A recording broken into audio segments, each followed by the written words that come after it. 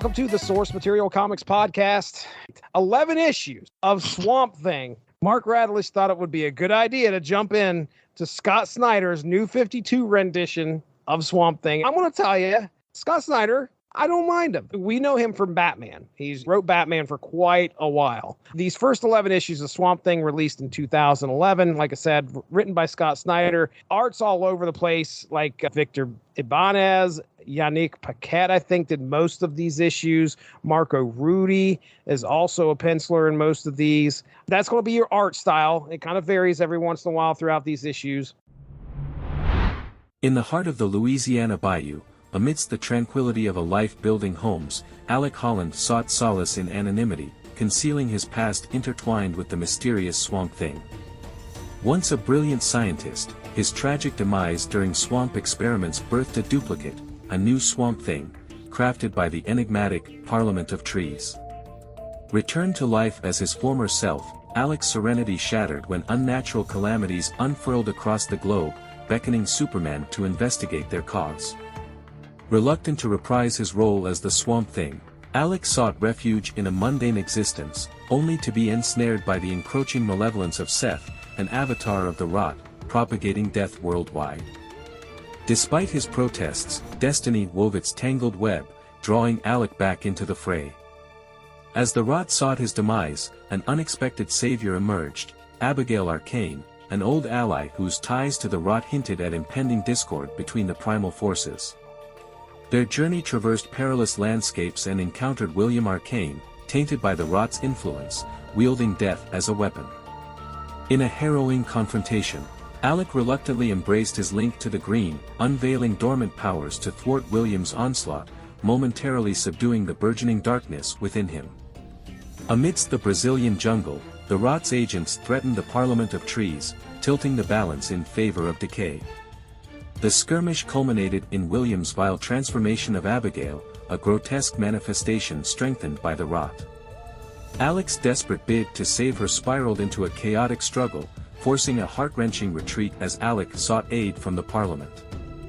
Fighting against time and impending doom, Alec's plea to become Swamp Thing once more seemed futile until a glimmer of hope emerged, a remnant of the biorestorative formula. The concoction, triggered by Alec's essence, resurrected his Swamp Thing form, heralding a renewed confrontation with Seth. Swamp Thing, fueled by the Green, confronted the monstrous Abigail, endeavoring to salvage her humanity amid the clutches of decay. Amidst a battlefield of turmoil, he invoked seeds of life, coaxing Abigail from her corrupted state and triggering a momentous battle against Seth. Abigail, empowered by her inherent Rot abilities, aided in Seth's defeat, saving Swamp Thing from imminent demise. However, their respite was fleeting as the evil spirit of Anton Arcane, seeking vengeance from beyond the grave, threatened their sanctuary. Battling the nightmarish unmen, Alec found himself locked in mortal combat with Anton.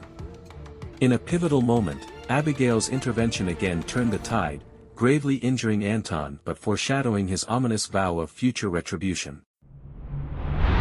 So, I didn't understand half of what I read. Okay. Oh, it wasn't that bad. Come on. Were you going into this with an expectation of... I went into it completely cold. I really didn't know what to expect. Essentially, it's a fight between the Rot and the Green. Correct. And Alec Holland, he is trying to not be Swamp Thing, but the Green is like, you must be Swamp Thing. And then there's this demon child, Rot kid. It's William Arcane. It's Abigail's little brother. He's possessed by the Rot, and they're duking it out, and Abby Arcane is there. And she is like, no, I'm a busy businesswoman who don't need no man. And I'm here to make sure that you fight the Rot. But I'm not into you. I am the Rot. And I'm not into you, Mr. Penis. And then it's seen later, they're making out on the beach or some shit. It was an interesting book. It's very colorful. The writing style reminded me a lot of Kevin Smith. And I kept thinking of like, Doom. There's a lot of words on this page. Too bad I'm not reading them. I was definitely speed reading through a lot of this book, and I don't know how well it was received by modern comic readers. I know for me, I think back to when we did The Swamp Thing by Alan Moore, and how much more coherent I felt the story was, how straightforward it was, and how I thought Alan Moore had some really interesting things to say about Swamp Thing. Where here, I feel Scott Snyder read the Alan Moore run, and he was like, I'm going to do that, and he's not nearly as talented as Fuck Firestorm. Fuck Firestorm. Walk Firestorm. My understanding is, okay, we get this Alec Holland, which, again, I go into it probably knowing as much about Swamp Thing as you do. Yeah. We've read Swamp Thing together, and I don't think I've ever ventured outside of what we've read together and talked about. As far as the character, I don't know. But my understanding is this Alec Holland that we get here, the whole conflict that he has with becoming Swamp Thing and not becoming Swamp Thing, is that I think that he is the original Alec Holland that supposedly died. Mm. And they mentioned that a few times. And somehow he became resurrected. Actually, I think that's in the when Superman shows up, he's like, by the way, I'm kind of aware about what it's like coming back. So Alec Holland originally had died. I died too. Yeah. Let's talk about it. With Alec Holland originally died, and then the Green just essentially made a copy of him into Swamp Thing in his consciousness and all that weird esoteric stuff that happened, whatever. But now Alec Holland is back, and it's kind of a neat way to kind of start things off with a brand new series of Swamp Thing.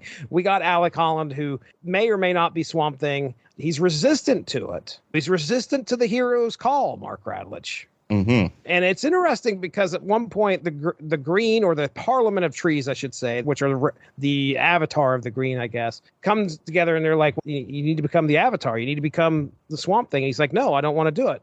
And then a couple days later, Alec Holland comes back and he's like, hey, I want to do this. And they're like, you're too late.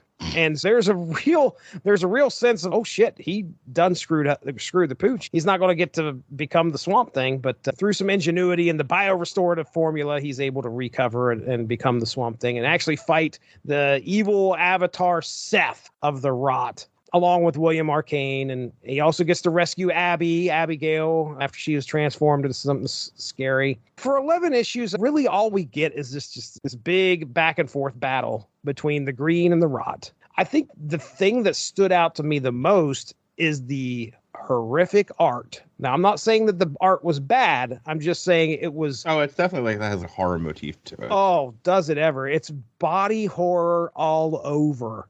When we're first introduced to the Rot, it's causing people to break their own necks and walk with their heads backwards on their bodies. It's pretty gross. But then I want to say the grossest thing has got to be the doctor who coughs up his own lung. And God, yeah, that was rough. That's a rough panel. It really is, because the guy starts coughing, and then a page later he's coming in and he can't talk because his lung is hanging out of his mouth. It's disgusting. Mm-hmm. There's a lot of body horror that's in here, and the Rot it's pretty fucking rotten. It's gross. As far as getting the series off to a new start, 11 issues is a long time to tell a kind of almost a story that would have really been told in probably 4. I think that's what I was trying to say. I feel there wasn't enough story for the amount of issues it took to get there. No, really, it's just a matter of, okay, am I going to be Alec? Am I going to be the Swamp Thing? No, I'm not going to be the Swamp Thing. I resist it. Okay, let's go hang out with Abigail for a little bit. And then you watch all this horror just take place across the southern United States, wherever it's at. And then at the end, it's Swamp Thing versus Seth. And when he becomes and embraces Swamp Thing, that's pretty cool. He grows wings out of his back and he flies off, and he's got shit growing out of his arms that becomes swords. The battle's pretty freaking epic. But I think really by issue 9 or 10, it's over with. I think it's by issue 9. His battle with Seth and William Arcane, Abigail's younger brother, is over with. Seth has been dispatched. And then these last 2 issues, 10 and 11, are just kind of tacked on here with the supposed return of Anton Arcane, which I think is their uncle. All the Swamp Thing fans out there are just yelling, how do you know Anton Arcane, you son of a bitch? Oh, but please, get a life. It was just, okay, this guy shows up, he's a bigger bad, and we only spend 2 issues with him. He's like, I'm going to get you, and then he gets beat, and he's like, I'll be back, I'll get you. That's the end. That's the end of Anton Arcane and his little arc. The strengths of this for me, I did like the body horror. I'll just say that it was pretty off-putting and it was gross. But I think that's kind of what, like you said, Alan Moore's, they leaned into that here. I think that is something, just like you said, they took that and ran and was just like, oh, we need more of this. And we're just going to paint the whole book full of this. But as far as the Green goes, the Parliament of Trees, Swamp Thing, Alec, Abigail, William, it's a fine story. It just seems like it was stretched out pretty good. This is part of a extended recording session where we did Klaus, and then we did Not All Robots, and we spent a long time on both of those. And then why this one? This one was on my shelf, and I just hadn't read it yet. I got done reading it. My first thought was, I need to do a better job of editing some of these books before I ask Jesse to review them with me. I'll tell you right now, when I saw 11 issues, I almost sent you a message. Like, you know what the fuck you're getting into here? But I read it in an hour and a half, 2 hours. It wasn't bad. I was going to say, it didn't take me that long to get through it. The story itself was not that interesting to me. And I think that's my big takeaway from this. Is I saw it in the bookstore. I saw it was a self-contained. It looked like a self-contained graphic novel. And I'm like, all right, well, that works for me. And then I hadn't read it in God knows how long because I had bought it. I was like, okay, I'll ask Jesse to review it and that'll be fine. And then we do. And then I'm like, all right, I have to do a better job of picking books. I want to make sure that doesn't matter too much. Let me say much this. to talk about. I'm going to say this so you actually have a podcast here. I don't know. Maybe this will be 22 minutes. It'll be the perfect length. But I will say that it's almost like a damning indictment of DC and Marvel that half the time we review those books, there's not a lot to talk about. We can recite what happens in them, and we can kind of react to this was fun, this wasn't. But for the most part, this was Baby Darkseid. But for the most part, we never have the kind of conversations that we had with Mark Russell. Right. And we've done a couple of his books, and every time there's good conversations about them. We've done some other ones where the Archies and the Ramones, that was like a one-shot, wasn't even a whole graphic novel. And we had a really good conversation about music and all this other stuff. It's one of those where it's just like, I'm almost inclined to not want to keep doing any kind of like Marvel and DC. And next we're going to do some more DC, but that's besides the point. I think as I start to pick stuff, I want to be very careful about making sure I pick things to talk to you about that actually give us stuff to talk about. Would you recommend this book to somebody that's a Swamp Thing fan? Yes. Okay. All right. And I think I agree with you there. And again, how many times have we talked about the New 52? There's plenty of books that I read, and I have fun reading them, and I don't need to talk about them. This right. is very much that book. This is a New 52 book. A lot of the New 52 stuff was like, okay, we want to get you on the ground floor again, guys. We're rebooting everything, or at least starting new stories. And I kind of get that here. We do have a little bit of the past that's talked about with what Swamp Thing was prior to this, but it feels like a good starting point at least. We got Alec Holland finally embracing by the end of this to become Swamp Thing. He has this back and forth for quite a while and then finally embraces it. And therefore, our adventures shall start anew with this new Swamp Thing. And Abigail's got a new haircut. It's like, okay, we're starting fresh. So if you're a Swamp Thing fan, I think by all means, this is probably something. If you like Scott Snyder, I don't think this is horrible writing. In my opinion, I don't think it's that bad. You may be able to say, hey, this could have been a couple issues less. But regardless, I think it's a fine story to get you started out in a new rendition of Swamp Thing in the DC universe. All right. Let's get into plugs. What you got to say, man? What's going on? All right. You can catch all of our shows on our website at w2mnetwork.com, our YouTube page, w2mnetwork.com, Twitch, w2mnetwork.com. I have a TikTok where I cut 10 minutes of any podcast that we do, put it up there along with my son's observational comedy and concert footage. That's at Mark Radulich. I'm also at Mark Radulich, LCSW on Messenger, Facebook Messenger, and I'm at Mark Radulich on X. All right, very good. Check out the Source Material Comics feed on any podcatcher. You should be able to look up the Source Material Comics podcast right here. Mark Radulich and I come together every once in a while where we talk about comics at just about any era, and right here on the Source Material Comics podcast. Then you could go check out Unspoken Issues, where we talk about 90s comics. I love doing that. The Snap Material podcast, where myself and Evan Bevins get together and talk about the Marvel mobile game, Marvel Snap. It's a lot of fun. You can hear us battle live. You can hear us talk about the last season. We can talk about the upcoming season, some of the cards that we've unlocked. Lots of fun over there. With that being said, that's Mark Radulich. I'm Jesse Starcher. Stay safe, stay in the green. We'll talk to you soon. Have a good one. Bye-bye. Thanks for joining us. All of this would not be possible without W2Mnet.com, so make sure to seek them out for more podcasts. If you enjoyed what you heard today, please feel free to share, and we look forward to entertaining you again soon.